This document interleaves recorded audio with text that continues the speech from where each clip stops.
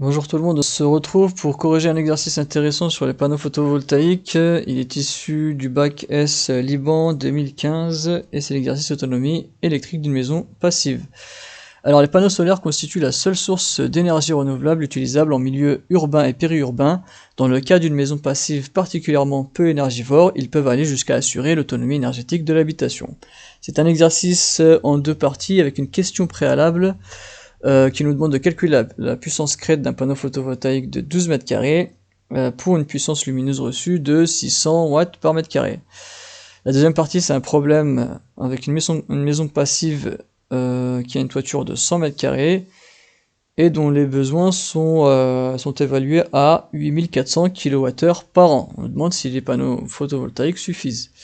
Pour cela, on a plusieurs documents, donc un premier document avec une carte de la France qui nous donne l'ensoleillement annuel moyen.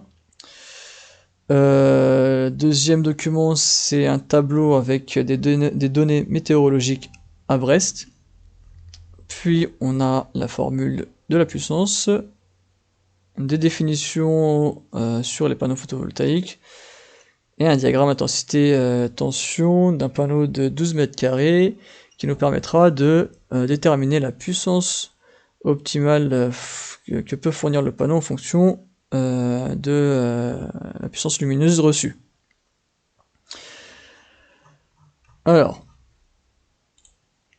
donc la question préalable nous demande donc deux choses, donc la puissance crête PC et le rendement. Donc ça, donc les définitions sont données dans le texte.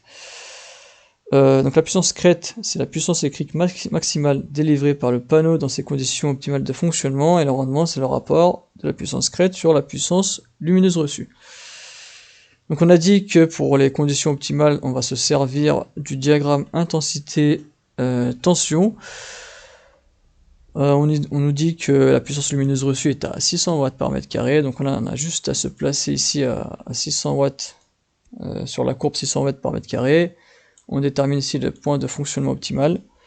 Ici, on obtient donc 8 ampères pour l'intensité optimale et 120 volts pour la tension optimale. Ça va nous permettre de calculer donc la puissance qui est égale à U fois I.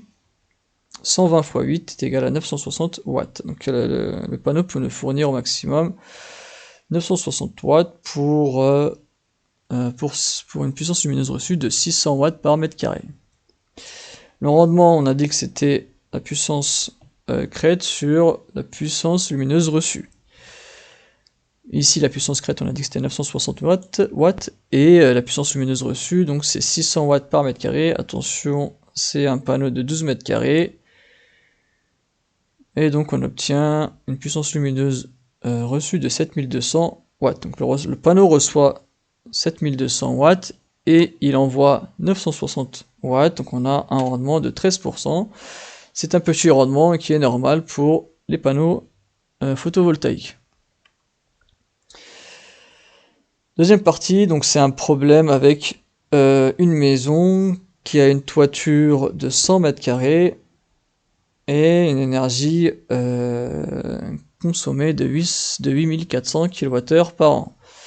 Ici, on va prendre la moitié de la toiture, parce qu'on fait l'approximation qu'il n'y a qu'une seule partie de la toiture qui est éclairée toute la journée. Donc ce sont des panneaux de 12 mètres carrés, donc pour 50 mètres carrés, on pourra poser 4 panneaux. 4 x 12 est égal à 48. Donc comme tout à l'heure, on va déterminer donc la puissance lumineuse reçue par le panneau pour savoir combien va nous fournir le panneau. Ici on a à Brest, donc on a une valeur moyenne d'énergie lumineuse reçue qui est évaluée à 1310 kWh par mètre carré. Et ça, c'est pour une durée d'ensoleillement de 1530 heures.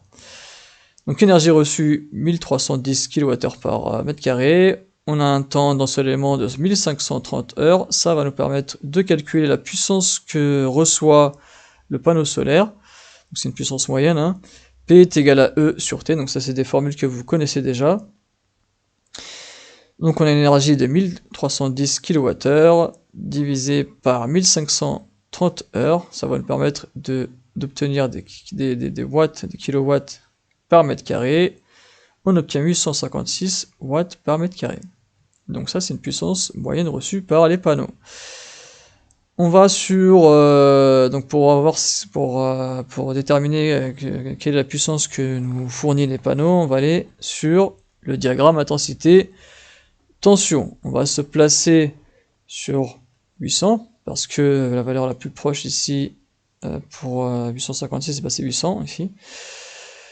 Et on détermine le point de fonctionnement optimal.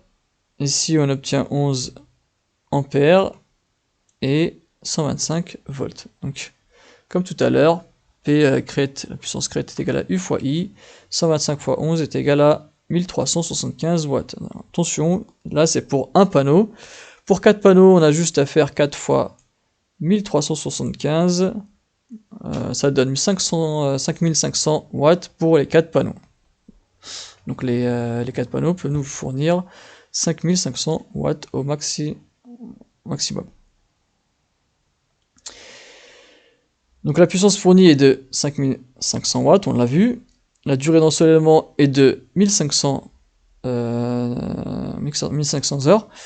Ça va nous permettre donc de déterminer l'énergie que peut nous fournir les panneaux en une année.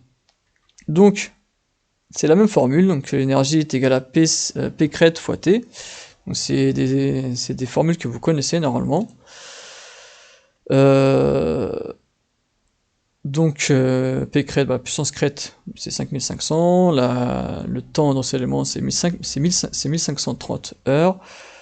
En faisant le calcul, on obtient donc une énergie que ces panneaux fournissent à 8415 kWh par an. Donc si on regarde bien l'énoncé, donc on avait évalué la consommation de la maison à 8400 kWh par an. Là, on est bien au-dessus de sa consommation, donc l'installation de panneaux photovoltaïques permet bien de couvrir ses besoins en énergie.